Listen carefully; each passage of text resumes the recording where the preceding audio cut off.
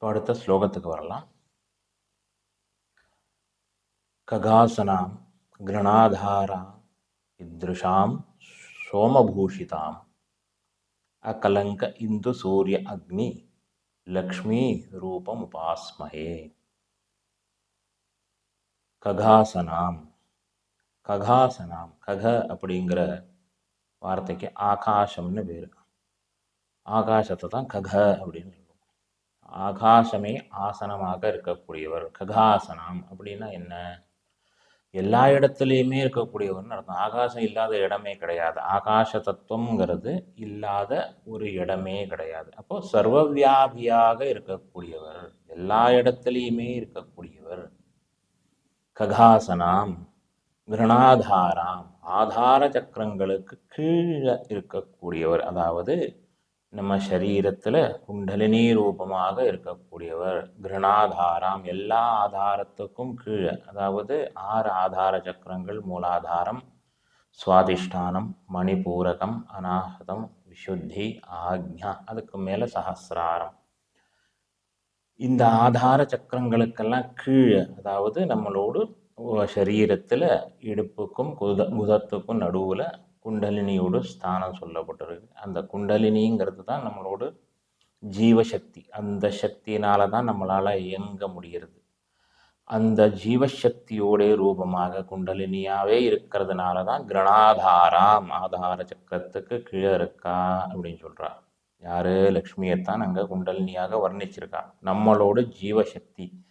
கிரணாதாராம் இத்ருஷாம், இகாரத்தோடு ரூபத்தில் இருக்க. அந்த இகாரத்தோடு ரூபம்ங்கிறது இதை நம்ம முன்னாடி பார்க்கலாம். அதாவது ஒரு தேவத்தை, அந்த தேவத்தையோட அக்ஷரஸ்வரூபம்ங்கிறது வரும்போது அதை நம்ம பார்க்கலாம். ஏன்னா இப்போ சொன்னால் இந்த இகாரத்துக்கு தெளிவாக உங்களுக்கு புரிவிடாது. அப்புறமா அதை பார்க்கலாம்.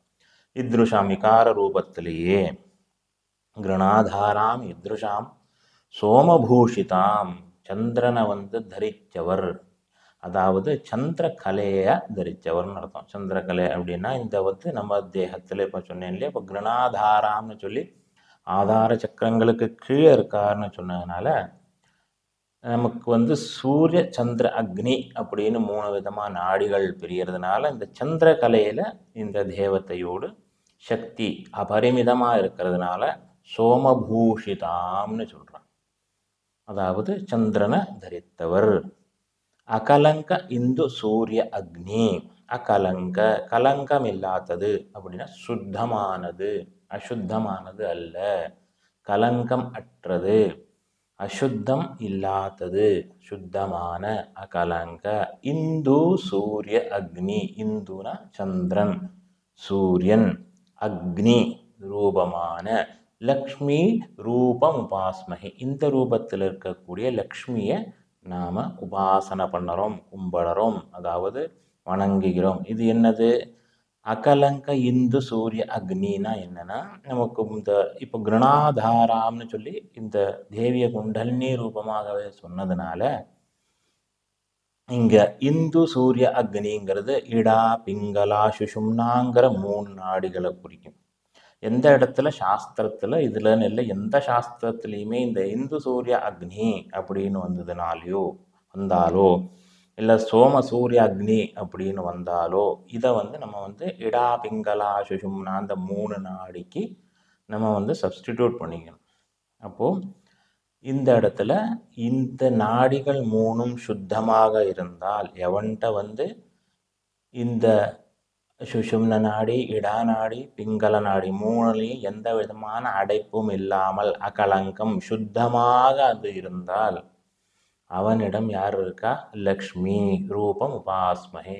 அந்த இடத்த, அந்த குண்டலினியை, அந்த சரீரத்தில் லக்ஷ்மி வாசிக்கிறதாக உபாசிக்கிறோம்.